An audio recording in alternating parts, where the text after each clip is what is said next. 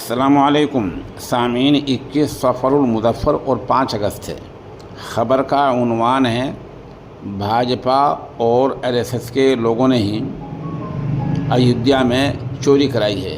ये इल्ज़ाम किसी और ने नहीं बल्कि समाजवादी पार्टी के रहनुमा शिवपाल यादव ने लगाया है। आप उनकी पूरी वीडियो सुनें। देखिए, भारतीय जनता पार्टी के लोग चोर हैं और आरएसएस के लोग चोर हैं। इन्होंने चंदा चोरी कराया है, इन्होंने चोरी कराई है। सर, मुख्यमंत्री योगी आदित्यनाथ तो कह रहे हैं कि बदनाम करने का काम कर रहे हैं। संतों से तो कोई मतलब ही नहीं है, संतों से मतलब ही नहीं। सर, केशव मौर्य कह रहे हैं, केशव मौर्य ये भी कह रहे हैं मदरसों से आतंकवादी सोच पैदा होती है।